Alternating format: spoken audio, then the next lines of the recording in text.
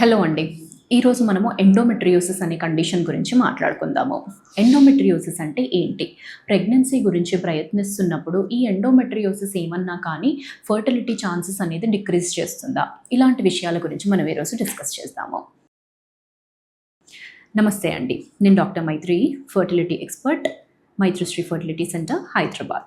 So నార్మల్గా endometriosis అంటే గర్భాశయంలో ఎండోమెట్రియం పొర ఏదైతే ఉంటుందో ఆ ఎండోమెట్రియం అనేది వేరే వేరే చోట్ల డిపాజిట్ అయ్యింది అంటే అలాంటి కండిషన్ని మనము ఎండోమెట్రియోసిస్ అని అంటాము. అదొకవేళ మనకి అండాశయంలో డిపాజిట్ అయింది అంటే చాక్లెట్ సిస్ట్ ఓవరీ అంటాం.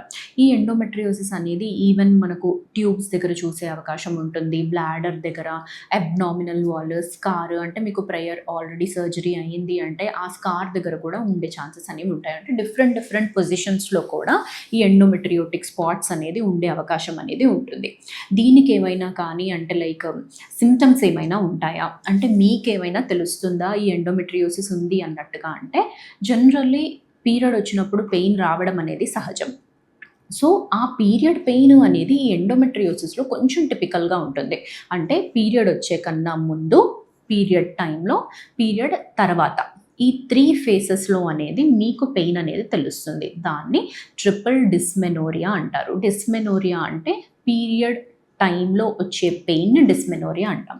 సో ఈ 3 ఫేసెస్లో వచ్చే పెయిన్ని ట్రిపుల్ డిస్మెనోరియా. ఇలాంటి కండిషన్ అనేది మీకు ఎండోమెట్రియోసిస్లో వచ్చే అవకాశం అనేది ఉంటుంది.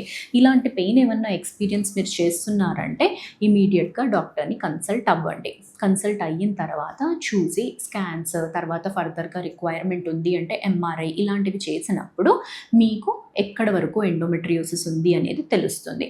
అండ్ కొన్నిసార్లు ఈవెన్ మెన్స్ట్రువల్ సైకిల్ మధ్యలో ఇంటర్మెన్స్ట్రువల్ బ్లీడింగ్ అలాంటివి వచ్చే ఛాన్సెస్ అనేవి ఉంటాయి.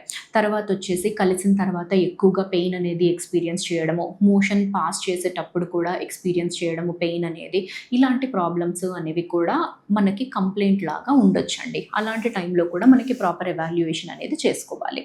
తర్వాత వచ్చేసి ఫర్టిలిటీ పాయింట్ ఆఫ్ వ్యూలో మనం మాట్లాడుకుంటే ఎండోమెట్రియోసిస్ ఏమైనా మనకి ఇబ్బందికరంగా ఉంటుందా అంటే at some point of time yes. ఎందుకు అంటే ఎండోమెట్రియోసిస్ అనేది చాలా కాలం నుంచి మీకు అండాశయంలో ఉంది అంటే ఎగ్ క్వాలిటీ కూడా తగ్గే ఛాన్సెస్ అనేవి ఉంటాయి.